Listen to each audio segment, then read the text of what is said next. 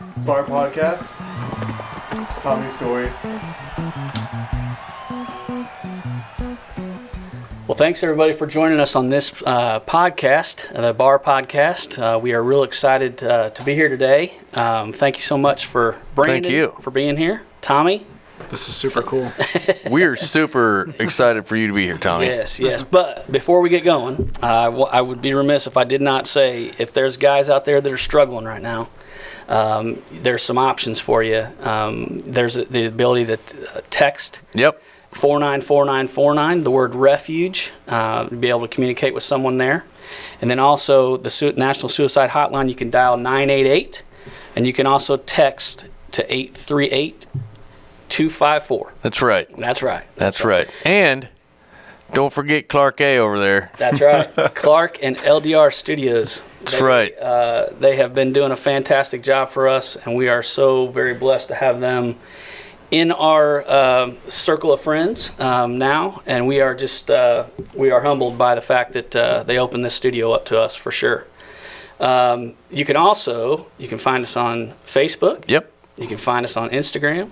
Yep. And you can, thanks to Sydney, find us on TikTok. That's right. We're at Building a Refuge.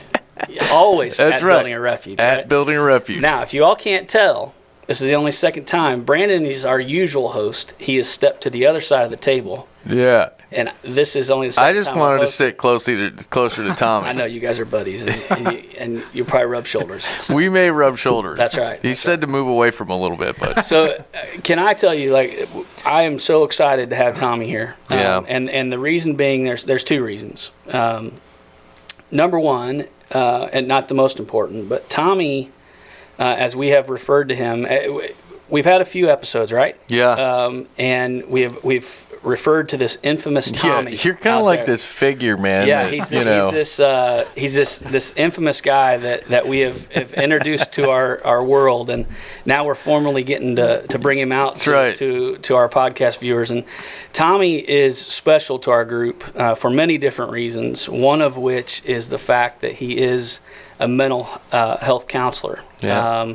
And that brings a lot to the table in our world. And we are just so happy to have him here. He's going to get into his story of why he became that, why he's here today, and we're going to get into that. But Tommy, I just wanted to first thank you for being a part of Building a Refuge. Thank you for being a board member.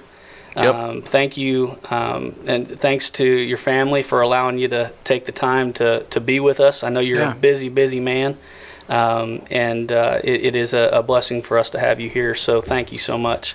I'm excited to be here. Yeah. It's great to hang out with you guys. Absolutely. So we'll just kick it off here, I think, by maybe giving you the mic and letting you just give us a little background about you, where you grew up, Sure. What brought you to Indianapolis. I know it's a long journey for you and your family, but I'm excited to have you tell everybody about that. Yeah, that sounds great. Thanks, Erik. Yeah. And Brandon. Yeah. That's a nice, warm introduction. Nice, warm. Do you want a hug? Maybe later. Probably after. That's exactly right. A little later. Yeah. Clark will give you a hug.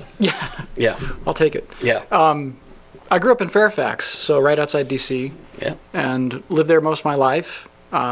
Moved here 4 years ago. Actually, a little over 4 years now. Okay. So Lose track of time with COVID too, huh? yeah, for sure. Yeah, that COVID totally messed with my sense of time. Yeah, Absolutely.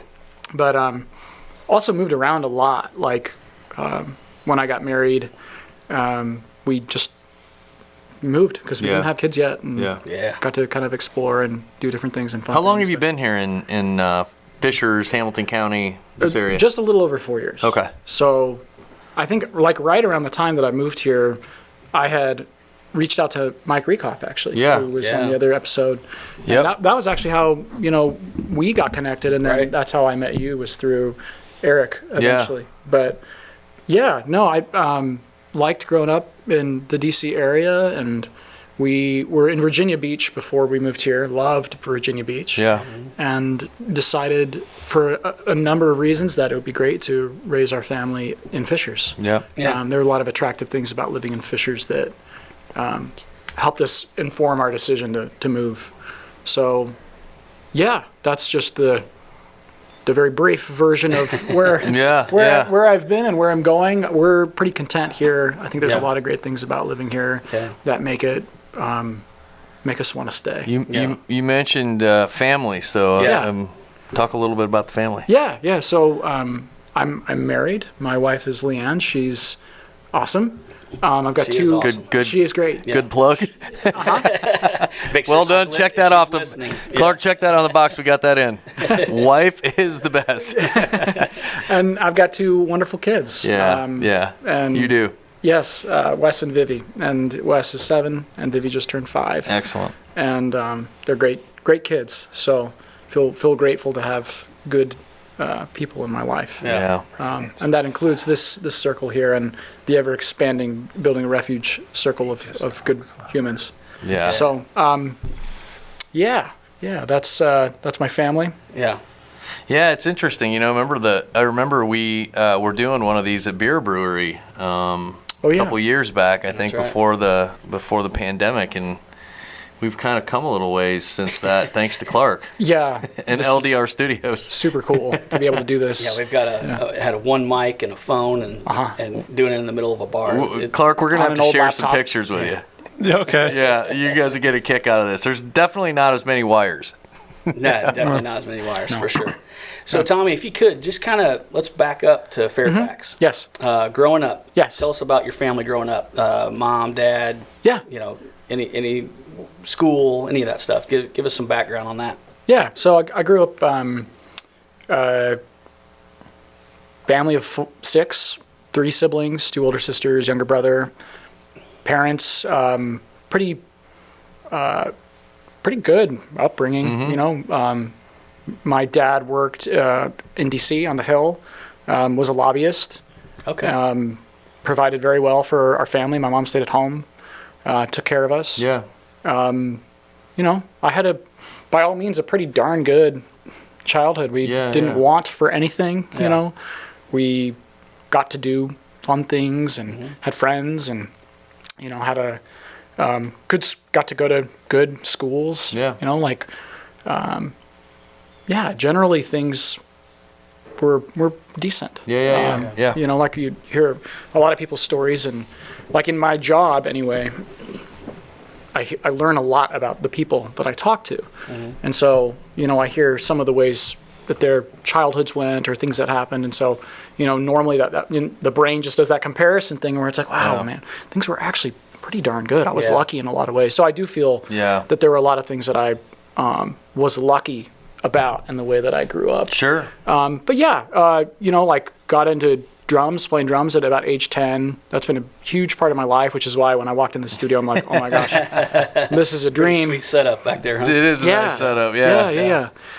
We can play a little guitar and a little drum. I can only play a little guitar, though. Tommy can actually play a lot of drums. He was back there playing. That was pretty impressive. I'm so out of practice, but and you guys are kind. But played a lot of sports. My dad was big into sports, so I had to do all the sports year round, football, basketball, baseball. I was always very average. I don't think I was really great at anything, at any sport. I think for a while I was doing in private tennis lessons, and I remember the tennis guy being the tennis pro being your son's pretty good. He could keep going if you want to. But then my parents were hey, do you want to just keep doing tennis? And I was nah, whatever. And but eventually in high school drifted just entirely towards music. And found myself hanging out with people that we're not playing on Sunday, so that tells you we're probably all pretty, average sporting athletes. Which I'm okay with that. Right. I fully accepted that I will never be whatever. I did as well, believe me. Long time ago. That's right. Yeah. So that's we grew up pretty religious, so pretty conservative, in a conservative, pretty strict religion. And so I think that shaped a lot of how I thought about the world and the way that my family was structured, even the way that sort of parenting went. And certainly that those experiences at that church totally shaped a lot of my life, and I think a lot of my family's life. 3 hours of church on Sundays. When I was in high school, I went to something called seminary, which was an hour of church before school. So I'd get up at 5 a.m. Goodness gracious. Go to the church, start about 5:45, be done around 6:40, and then go to high school. Yeah. So that was for 4 years in high school. And like, I think I fell asleep like every 6th or 7th period, pretty much throughout high school, and I did terrible in high school. You're just at your limit. I did horrible in high school. Yeah. And I'm not just blaming the whole seminary thing for that. Yeah. I wasn't a good student. I didn't pay attention, and there was other things to do in high school, right? I mean, come on. Yeah. So, and I think that sort of that definitely affected my family and the church that I belong to. Definitely impacted family dynamics, and even the way, and I think we'll get to this later, but even how we thought about mental health. Sure. And what a person does when they're struggling. Yeah. Who do they go to? How do you manage it? And like you, Eric, I heard you were talking earlier, and a lot of what you said resonated with me. The whole suck it up, pick yourself back up, and that was a lot of the messaging I got as well, which was, if you have a problem, well, just fix it, stop whining about it, figure it out. Yeah. And definitely, the sort of church culture that I was raised in was one of that I think, whether or not it intended to reinforce this in people, but definitely drove a sense of perfectionism and needing to perform all the time. And so very much that was the household I was raised in, was one of, emphasis on performance. Yeah. Not saying that's bad either. Not blaming my parents. That's just what it was. Yeah. It's what they knew. It's exactly. That's right. Yeah. I mean, I think Mike even talked a lot about that when we had Mike on the show. In terms of the expectations, I think on, and I think really what he's learned in the last almost 8 years now. When they've dug in a little bit, and that is kind of the expectations that in general, not just parents, right, but in general, what the public has on, it seems like, the younger generations. I don't want to say kids, but you know what I'm saying. Anyways, high school students and so on and so forth, that they follow certain paths, they do certain things, you meet certain check boxes or whatever it is, and I mean, that's at least what I've seen, what Mike has shared with us, and what we've learned. I think even here at Building a Refuge, we hear that a lot, even from parents. That hey, we see it going on in the communities today. Yeah. It's tough. It's really tough to unravel that. Yeah. Especially since you're in the midst of it, right? Yeah. So your parents, the same as my parents, and the same as Brandon's. Like we were all the same generation, and their generation was one. I mean, that's just what you did. Yeah. And so that's all they knew to teach. Just the same as us parenting. We know what we know, and that's what we teach. And hopefully we learn as the time goes by that we have to adapt to our children and what the direction that we're helping them go down, and different things that we're doing from a parenting standpoint. But talk to us a little bit about how maybe some of those things affected you after you left high school. Yeah. So what was your journey after high school? Yeah. Well, like I said, I did not do well in high school, and I'll talk a little bit about. Choir. I didn't either. Yeah. Eric on a previous episode mentioned to us that he was a part of what club was that? Yeah, we're getting. You're gonna have to watch that one.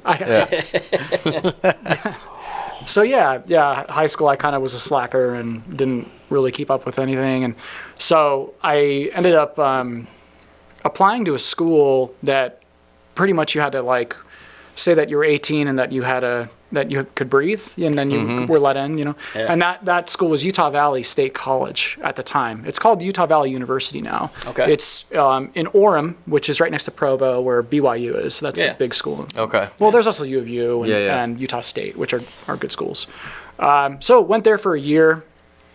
Did fine. So you moved from Fairfax out to Utah? I did. Yeah. Wow, that's a big jump. It was, and it also made it more comfortable for me because my sister Lindsay was at UVSC. Okay. So I had tons of cousins and family out there. Yeah. Gotcha. So it wasn't that big of I wasn't moving to Alaska or I don't know, Washington State, a state where I had no family. Right. Utah is full of relatives and family for us. Yeah. So went out there, did fine, and I think I did well that first year because I could choose when I took the courses.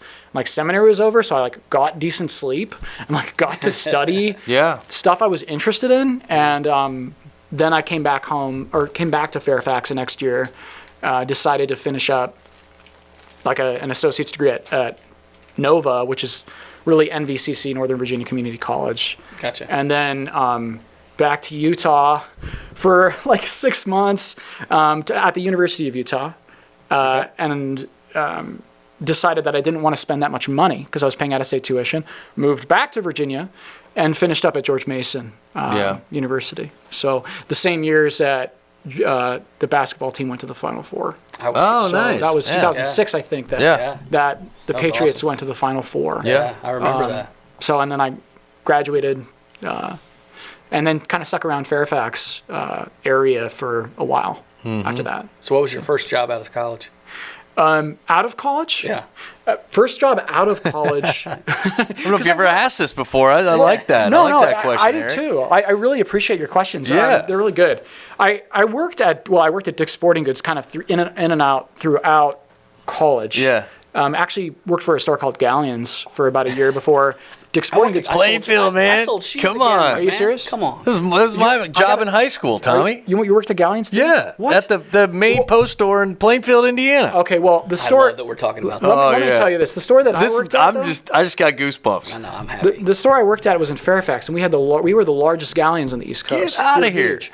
Yeah, so I did all the ski and snowboard work. Yeah. I repaired Tommy, bicycles and stuff. You should know that we worked at headquarters. Yeah, we did. We were HQ. Yeah. Okay. I was didn't realize I that. was Marine Accessories. You That don't, was you what don't I realize was. who you're talking All to. right. Well, yeah, I was trying to one-up you. I tried to one-up you. You there. did. I love it. I love it. All right. Well, Can't one next up time. That's great. Yeah. Okay. Yeah. But out of college, I got a job working as an ABA therapist. That's applied behavior analysis. Okay. Which is like sort of considered the gold standard of therapy for autistic people, children with autism. Okay. Actually. And so that was my first job, and I got really lucky getting that position because I had a friend who I'd gone to church with, who was living in California and needed a place to stay, and asked me if she could stay at my mom's house. Talked to my mom, and she ended up moving and living at my mom's house, Okay. and then got a job as an administrative assistant at Alternative Behaviors, which is the first ABA practice that I worked for. Gotcha. She called me one day and she's like, "We're looking for people with psych degrees. Tommy, do you want any interest in working with kids with autism?" And I'm like, anything to get me out of retail. Absolutely anything. Yeah. So, and then I just fell in love with it within a month. And so after that great. first month, I was like, I'm going to grad school. Yeah. And then started my master's degree in special education with an emphasis in applied behavior analysis in 2009. Okay. Was when I started that master's degree. That's awesome. Yeah. That's great. Yeah. So you mentioned the degree. Yes. You mentioned the job. Uh-huh. Can we back up a little bit and discuss what brought you to that? Yeah. I know the story, but I'd love for everybody else to hear it. What brought me to the idea that you wanted to approach that field. Oh, yeah. Yeah. I think a lot of things took me in that direction.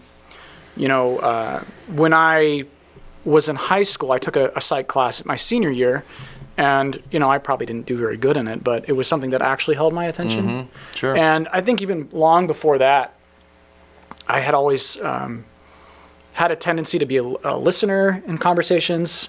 I don't know who's going to watch this podcast, but people are going to be like, "What? Tommy's constantly talking. Like, what the hell?" No, that's great. It's great. But like I remember being pretty young, and like my sister Lindsay, who, you know, we still have a good relationship to this day.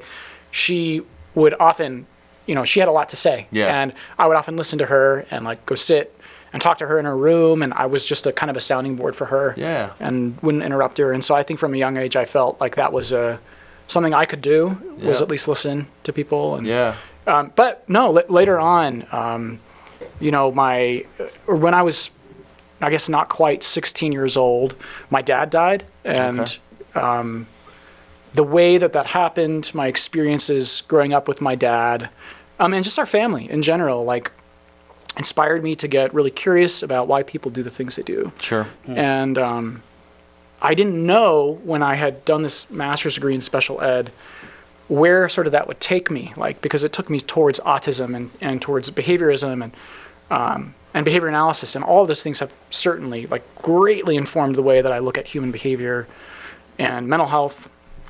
And eventually, you know, I got a second master's degree and in clinical mental health counseling. So but all of those experiences, like my dad's death, growing up in my family, my sort of inclinations to be a listener, my sort of interest and care for other people, I think all of those things pushed me, like, it just made sense for me to be in the mental health field. Sure. So, well, I know, and very well from the meetings that we have and the things that we talk about here on this podcast. A lot of it is surrounding depression, anxiety, tough times, things that people go through. Are you comfortable talking about the loss of your father? Yeah. Okay. Of course. Can you tell us what happened with that? Yeah. He, had a lot of challenges in his life. He had a lot of stress and a lot of pressure. He had a lobbying firm that he owned, and he had people that worked under him, and that his practice is still there. I think he felt a lot of pressure to provide for our family and to keep up, not more than just keep up, like be more successful than everybody else. Yeah. That's sort of how my dad grew up. He was sort of the golden boy. Yeah. I think his parents also treated him like he was the best thing that ever happened. Yeah. And so, he also had sort of a lot of addictive tendencies. He and he hid them. And I think my grandparents supported it. And they just did. I think it's important to understand that, like, we have to consider people's behavior in context, and that when there's nothing accidental about human behavior, Okay. So, while I might say things that may sound jarring or harsh, I don't intend to sound that way. Yeah. He was a person just like everyone else that struggled and suffered. Yeah. And I believe that he suffered with many mental health problems. And, things back then, like in the 90s or the 80s or whatever, That's right. we didn't know about a ton of stuff. I mean, I think even things like OCD, which like my dad certainly had, I don't think that was in the DSM until maybe the third edition or 94. What is maybe. DSM? It's the Diagnostic and Statistical Manual. He's talking over our head again. I love it, but I'm good. I'll stop him and ask. Thank that's great. you. Yeah, that's great. Sometimes I live in a bubble, and I'm just like. See, that's why we're here, though. Yeah. Yeah. So like, we were really unaware, like, and back to what you were kind of saying about, like, our parents, the way that they were raised and the way that our grandparents were raised. And like, when you have awareness, then you can do something about it. But if you don't have that awareness and you don't have sometimes a word for it or an understanding of what that thing is, how do you tackle it? You have to be able to name a problem in order to be able to do something about it. Sure. So the compassionate viewpoint is that he did what he could. He did what he knew how to do. Unfortunately, that involved, alcohol abuse, and it was how he tried to manage his symptoms. But I think that he struggled with more than just OCD. I think he probably was depressed. Certainly, he was an alcoholic. But I think like on top of this, like those things weren't accidental either. All of these things were baked in through environment, through culture, through genetics. So I still, like, while there are times where I look back and I'm like, man, he could have made better choices. Like, what the heck? I still have compassion for him because he's a person that suffered. So let's talk about that, because it's interesting because we, myself included, a lot of the guys that we talk with and talk to are going through these things, right? They're going through the things that you're just speaking about, that your dad, alcoholism, depression, OCD, all those things. They're going through that stuff. They also have kids. Yeah. Right. And at the time, you were what, 13, 14, 15 years old? Yeah. Before he died, I was 15, I think. Yeah. So it would be interesting to because when you're talking to those guys, the guilt is just palpable. Like it's you can see it. They wear it. Right. And part of that is, maybe a marriage that has either failed or struggling. Yeah. Or children that, they view in their eyes or seeing them in a certain way. Speak to that a little bit. Like when you were a 14-year-old young man, watching your dad go through these struggles. First of all, did you know? So, I had an inkling. Okay. But he hid everything. Yeah. So, and he isolated, he closed the door, he shut everybody out. So he's a functioning alcoholic. Yeah, towards the end of his life, not functioning. Functioning. But yeah, I mean, 100% he would show up. He would still go to work every day. Name it. He was a workaholic too, it's interesting talking about some of these things too, because like I find myself like easily falling into certain patterns that he fell into. Yeah. But yes, I didn't really know. I mean, I think that I knew something was off with him. I think Lindsay knew. I think, my younger brother didn't. I think my older sister didn't. I don't think that she really knew. I think my mom was in denial, and that was how she coped with it. Mm-hmm. Yeah. It was just pretending it didn't happen. Sure. Head in the sand sort of thing.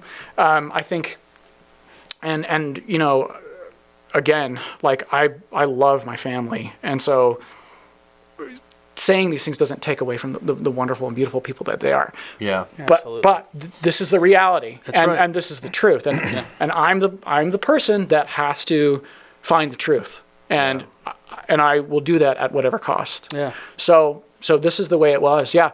I think it sucked not being able to like really know my dad. Like I don't think I really knew him. Mm-hmm. I think the times that we got to spend together that I remember were like watching Walker, Texas Ranger. Yeah. And you know what? At least you're watching a good show. No, I loved it. Yeah, and I still like Chuck Norris. But who doesn't like and Chuck like playing Norris? sports, and so there were some really good, I did have some good times with my dad. Yeah. But largely I think he was just trying to manage all of the stress and all of his symptoms, and the way that came through really was drinking. Yeah. So he hid all of his liquor bottles. It was all hidden. I mean, I saw him stumbling around, so I kind of had a sense that something was off, but we didn't, our religion, we had no visible alcohol.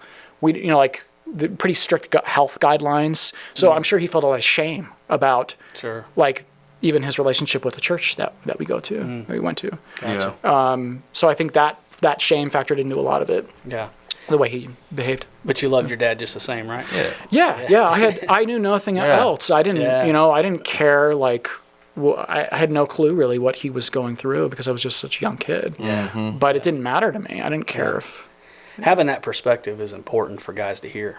Yeah. Because I think we paint this picture of what our kids think that they see. Right. Yeah. And it's important, and I'm so happy to have your perspective in the fact that it can speak some hope into guys that, hey, you're screwing up and things are happening and things around you seem to be falling apart, but the fact that the way your kids see you could be quite different than what you actually think it may be, and it gives them maybe it can give them some hope to explore that. Yeah. Because you saw a little bit of what your dad was doing, but you still loved him. Yeah. Yeah. And you'd do anything for him. Right. And that's important. Yeah. Yeah.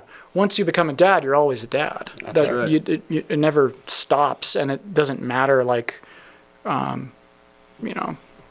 think if something were to happen to me and tomorrow I couldn't walk or I couldn't play with my kids in the same way, they would still love me. Sure. And things would change in the way I interacted with them. But, you know, it's not like they would want a different dad. You know, you're forever tied to your child because of that. So you touched a little bit on religion and Brandon and I have been, our story involves that as well. Yeah. And it's a difficult subject sometimes to talk with somebody about when they're hurting. Yeah. But it'd be interesting to see, because you did talk about the parameters that were put on you and the expectations Sure. and the things that you grew up with just knowing what you know.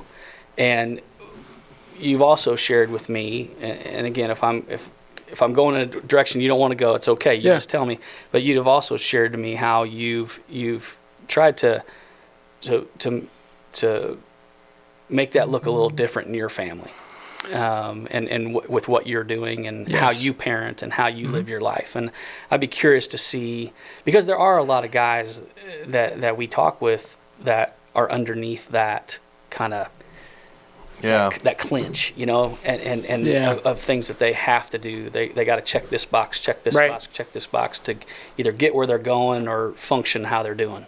Yeah. And so it'd be interesting to have you speak a little bit about how things have changed for you as an adult, as a dad, to where, what does that look like for you now?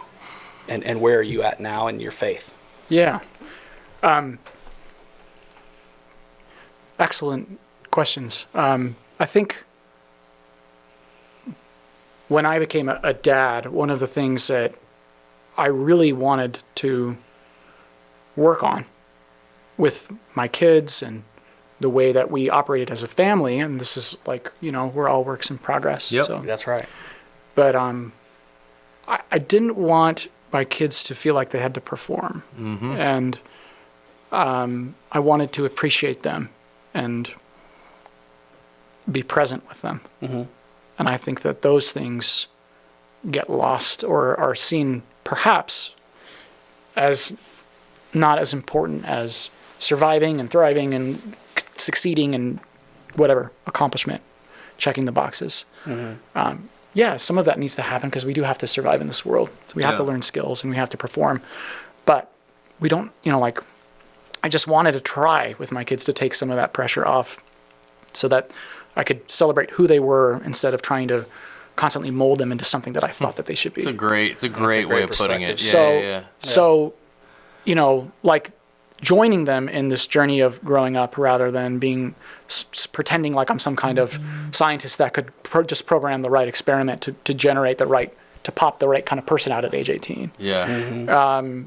So, you know, like, it's hard to balance that, I think. Like, you want to love your child the most that you can, and, you know, there are important skills that you need, that it is a parent's, I think, duty to teach their children. Yeah. And when it comes to religion, you know, Leanne and I are, I think, pretty close to being on the same page. We have some different thoughts about, you know, like God and like how we want to raise our kids.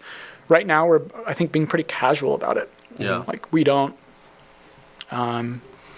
yeah, I guess that's what I'll say. It's just we're pretty casual, and, you know, no 3-hour church. I mean, yeah, we want, I think it's important for children as they're developing at a young age to feel safe. Sure. And, of course. And to feel like, you know, they have people that love them, that will be there for them. And we try to focus on principles or values too, like, I guess, over really, really concrete religious beliefs, if that makes sense. Sure. So focusing on kindness, or focusing on, you know, considering other people, focusing on patience and generosity, and taking perspective, including people. All those things are very important to me. Mm-hmm. Yeah. And are things that I want, values that I would love for my children to at least see us model. You know, I don't care if they have the same values as they get older, but I'd like them to see patient parents and compassionate parents and parents that listen to them, rather than focusing, I guess, specifically on religious tenets. Yeah. So that's where we're at. Yeah. That's I think it's just, you know, one of the comments that you mentioned, I think is fantastic, and that is just celebrate them. Mm-hmm. You know what I mean, versus mold or form or what have you. Because I think in celebrating them, you end up forming them in a way that's not so expected, I guess. Probably the best way to put it. They don't feel like they're coerced into being a certain person or being something that you want them to be. Yeah. But it's them learning more about themselves and who they are. Yeah. There is, you know, like, I have a quote. Well, it's not quite a quote. Okay. It's a all right. Like I don't even know what I'd call it. Carl Rogers, who's like a psychologist, I think he said something to the effect of, you know, are you seeing the person that you're with as a math problem, you know, or a sunset? And I think I had said this at one of our events. So, you know, like, we need to start treating people and just appreciating people for where they are in that moment and being present with them, rather than trying to solve for X. You know what I mean? Where it's like we're not math problems. We're dynamic. We're a different person every day we wake up because we've had different experiences that have led up to that. Clark, I think we just found our next T-shirt. It's our next swag gear, man. We're not math problems, right? I think every time. That's good because I'm not very good at math. Neither am I, Clark. Neither am I. But I bet you're good at appreciating a sunset, though. Yeah. Oh yeah. Yeah. Right. Yeah.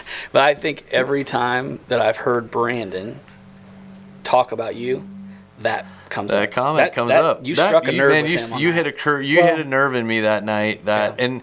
And for those that are listening, anyways, we host a couple events throughout the year, and this happened to be at one of them. And Tommy and I and Erik had an opportunity to address everybody that came out that day and thank them and talk a little bit about it. We actually hosted it on Suicide Awareness Day, which was September 10th. But anyways, that comment, I was amazed even at that night, Tommy, how 3 different people came up to me and shared stories with me. I think they felt comfortable enough, but it kept resonating in my head. Just listen.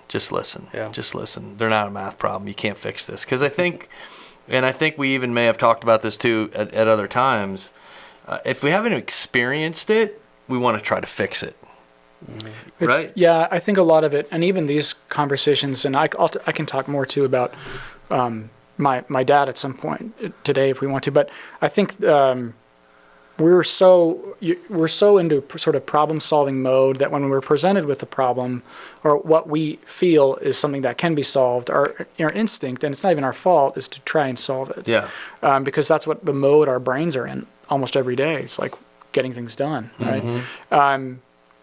But yeah, I think that.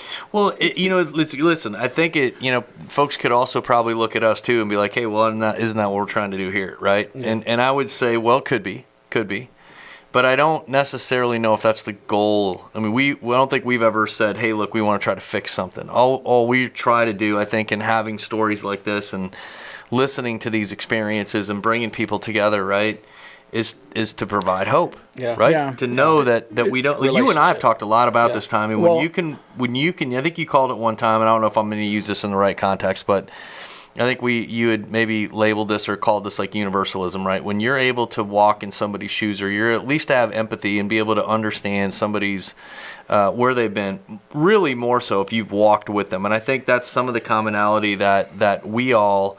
Clark, we share, Tommy and I share, you all of us share that we've lost somebody, dearly in our life to suicide. Yeah. And so we can at least at that very point, right? We can all understand what that feels like, right? We all have different perspectives of it.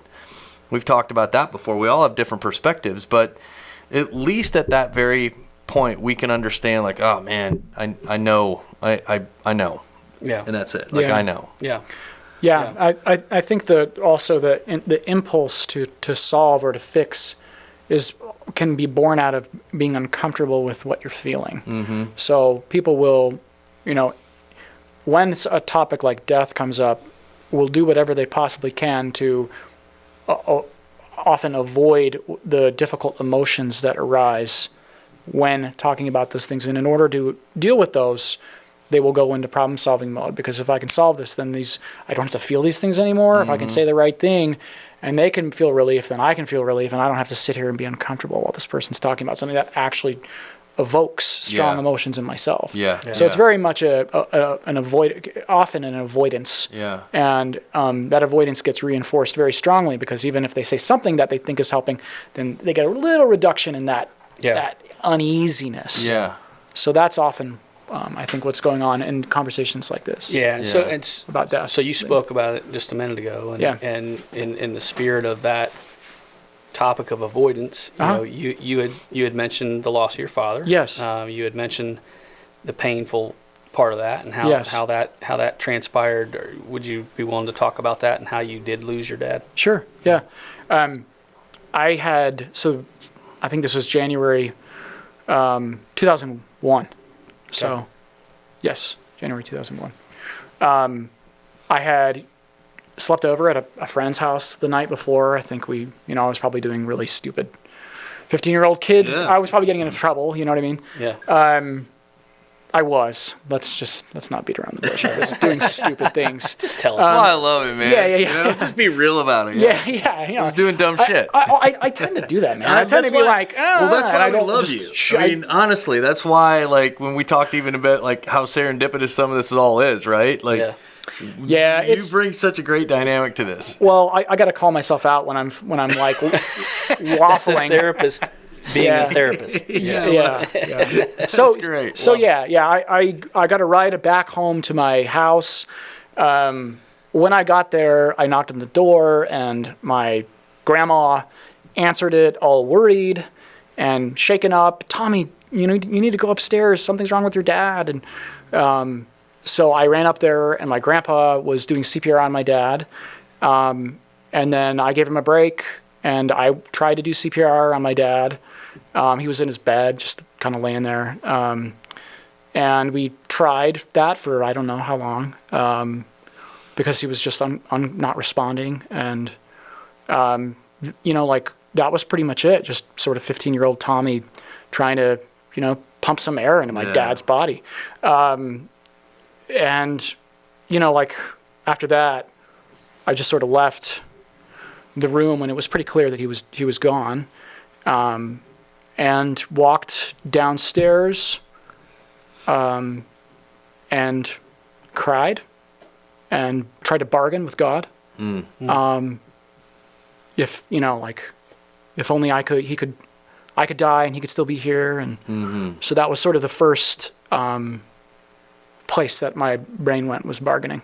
And then I told my brother, and I think that he wasn't in there, but he was somewhere else. And then I kind of just went up to my room and cried. And then at some point the paramedics came. Yeah. And, all the while my grandparents are hiding all of his liquor bottles and medication, and hiding. Like, that was their priority in that moment. Not you. No. Yeah. No. It was hiding his drugs. So this is the image of, he's still the golden boy. We got to take care of his image still. That was more important in that moment. So you were in your room by yourself? And then the first person that came to me was I don't know, he was a firefighter or a paramedic. I don't know. But he sat down next to me and told me that my dad had passed. And he was the first person that I think had said that I was a hero, and, so... Yeah. Thank goodness for firefighters and paramedics and people that care for you. Oh yeah. It's nice to have at least somebody. And I did call my mom. My mom was gone. My mom was out of town. She was taking my sister Lindsay to college. So it was just me and Matt, really, and my grandparents that were there. So let me get this straight. Yeah. As a 15-year-old. 15. Yeah. You had to tell your brother. You had to tell your mom on the phone. Yep. And you had to tell your other siblings. Yeah, I don't know if I told Beth, looking back. I'm not sure if I called her or not, but I did tell. It was me that had to tell him. Wow. Yeah. So, thank you. For sharing that. I know.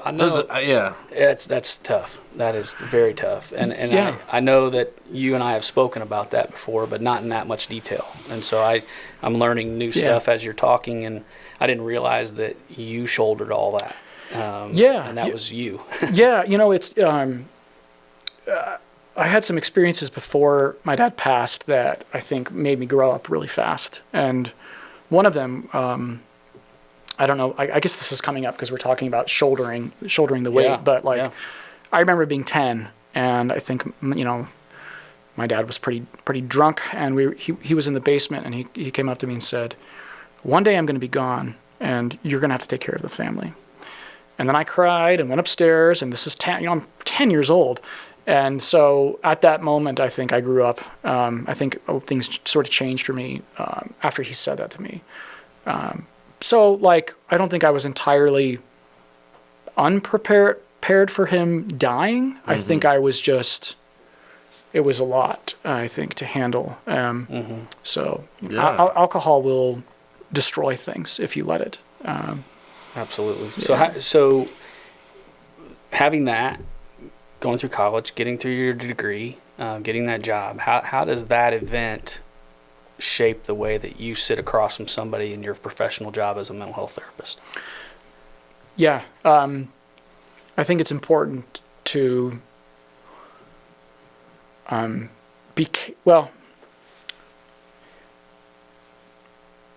you have to be careful about the way that you talk to somebody. Yeah. And not like as in,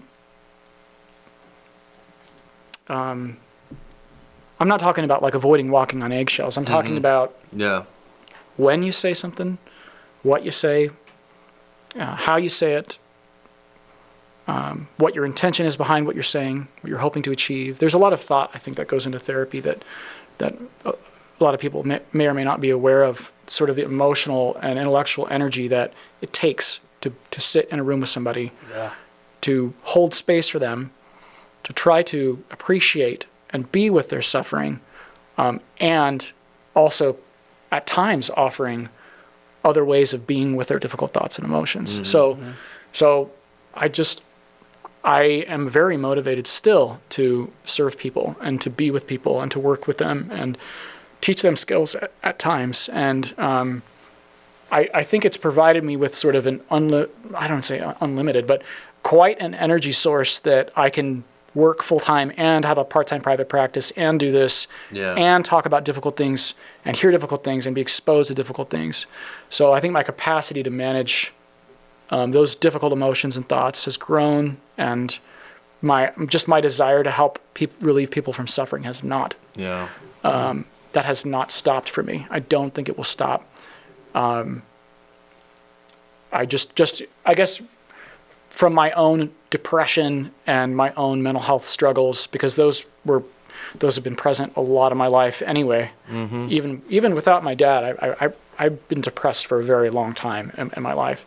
And perhaps some of that's genetic, predisposition. Yeah, but I mean, you're real about it. That's the thing that I love about you is you're real about it, and you make it realistic, right? It is realistic. Yeah, and it's okay. Yeah, I have no shame in saying that. I think it's important to get to that place. Not that everyone has to broadcast what they have. I'm not saying that, but like to accept that this thing is in my life, and like everyone else. Things change. You have ups and downs, and life is filled with twists and turns. Mm-hmm. And when life stops becoming about trying to eliminate depression or ADHD or anxiety, when you can allow yourself to be with some of those symptoms and not trying to fix yourself, you make room for constructing a life that matters to you, rather than a life focused on eliminating something. Right. That's a great point. So you had a time. Again, why I love this guy. You had a time where, and I would really love for you to repeat that, but for everybody who maybe didn't get it, but you had a time with Tommy in your conversations that really resonated with you. That was me. Oh yeah. With him. Yeah. Because it was important, and the type of therapy that you do it just resonates with me. Yes. Because it's like, one thing that you said to me one time was, there's a lot of people out there that are trying to fix people, right? They're trying to fix their depression. They're trying to fix their anxiety, whatever ailment they're working with. And you told me, you said, Erik, what if that person's trying to fix them? Yeah. And they walk out of that session. Yeah. And they get a call that their dog died. They're right back in that depression. Yeah. Yeah. They're right back in it. So how do you deal with it? It's like how do you go along? Because are you going to get fixed again? It's like. It's just that repetitive thing. This idea that I have something, and this is the medical model, right? And this is what a lot of services are based on, is that we want symptom reduction, we want to get rid of your depression, and programs are funded this way. We want symptom reduction, we want to eliminate these things. The entire DSM, how we diagnose depression, is based on a criteria, bullet points. Like you have 5 out of 9 of these, you're depressed. Yeah. Okay, well, what if I have 4 out of 9? that means I'm somehow not depressed, but me and this person are somehow like he has depression, but I don't. Yeah. So something's wonky here. Because of one box. Yeah. If you don't have 5, Sorry. So I still feel like shit, but but I guess you're fine. Adjustment disorder. That's what they'll give you. But like it's just depression light, is what that is. We have, like, if your entire focus is on elimination, then you miss out on a lot of life. Life is sticky. It's messy. It's filled with pain. You're not going to get out of here without suffering. Sorry. We know this. We all know this. So why would our entire focus be on elimination when we can live full, meaningful lives with depression and with OCD? Yeah. We can still enjoy and do the things that we care about, and we can build lives that invite a sense of joy. What does that say? I mean, what all I'm hearing is it just there's hope, right? There's not just this endless black hole of no opportunity, right? I mean, sure, you're recognizing it, sure, you're accepting it, sure, it's like it's okay, you know what I mean? But it just, I don't know. I mean, it just tells me that there's hope in it, right? Yeah. Well, I've thought a lot about what Tommy has told me that day. Yeah. And I love it when you can tell he's fired up, man. He got on the edge of his seat and he was up on, getting into the mic and he was telling us how things were. Yeah. But I correlate it because I tend to take everything, put them in sports analogies, right? So it's like during that game, you strike out twice, strike out 3 times, maybe you get a walk. And those are the ebbs and the flows, right? Those are the, and then you get a single maybe, and then you strike out. And then, I mean, there's the ebbs and those flows, and you got to learn how to live in that. You got to learn how to maintain it. You got to learn how to not get the highs, not get the lows, and get through the game. Yeah. Because the goal in mind is to win, right?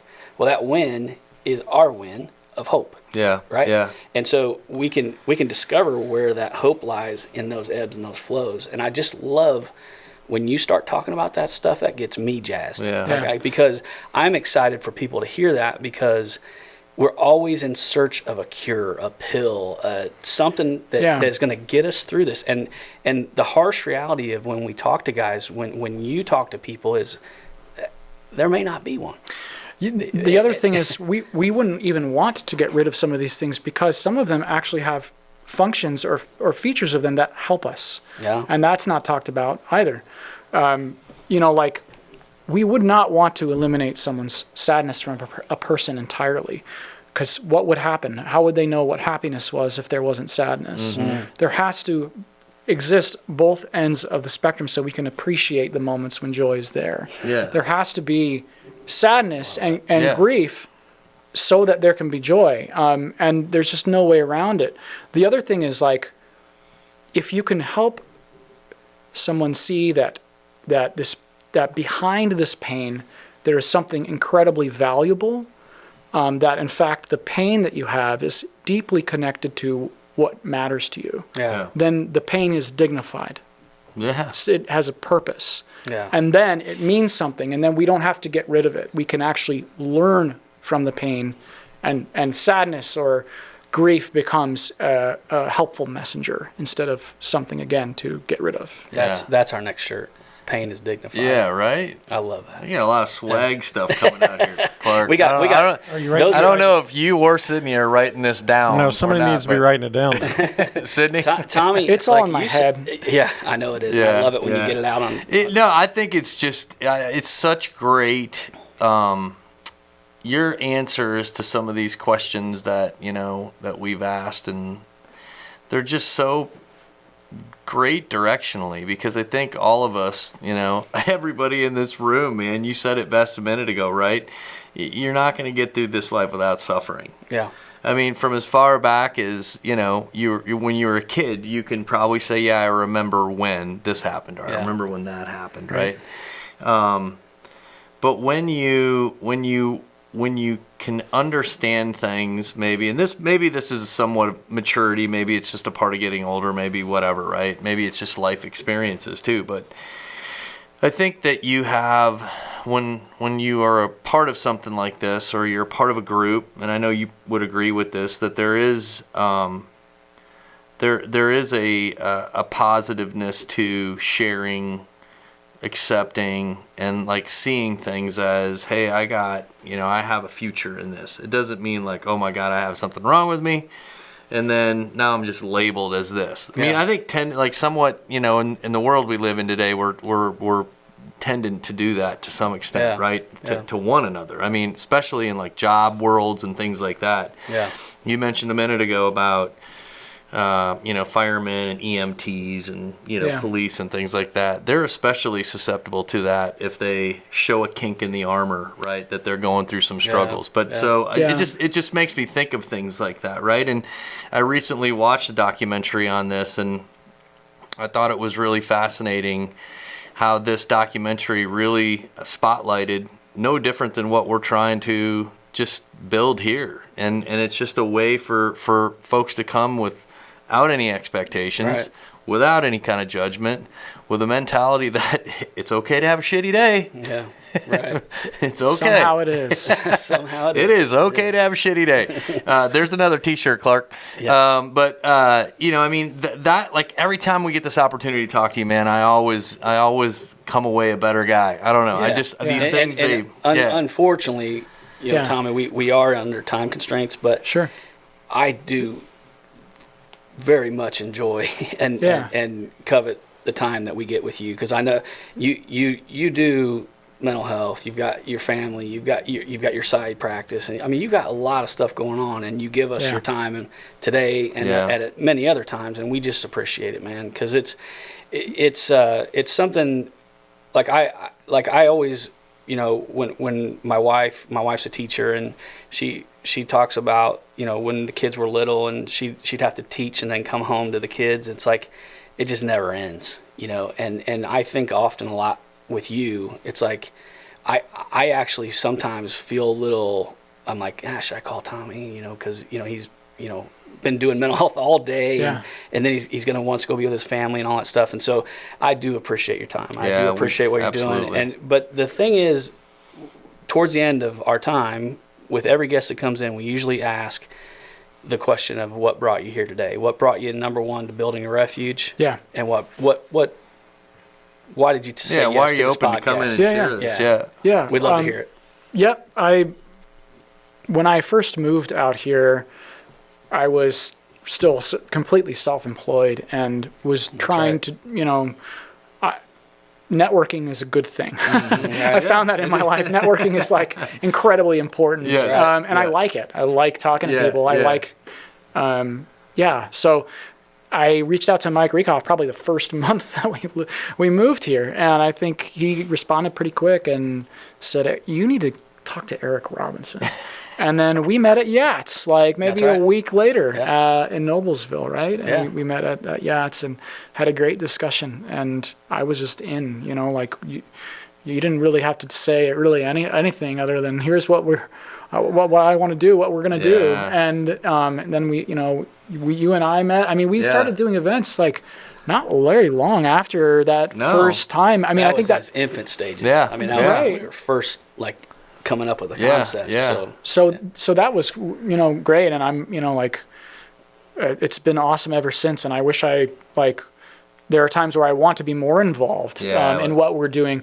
And then, in terms of coming here today, this is all values-driven behavior for me. I care deeply about mental health. Absolutely. And that's not going to stop. And so that fuels my decisions, a lot of my decisions, right? So if I know that I care about reducing suffering and helping people live better lives, and if this is even a small fraction of that, then this matters. And your guys' friendship matters to me. There's a lot that drives my behavior to coming in here. I guess that's all I'll say. I mean, you make time, or at least you try to make time for the things that matter. Yeah. And I'm sure that we've all got parts of our lives that we could probably do less of. I could probably not scroll YouTube as much as I currently do.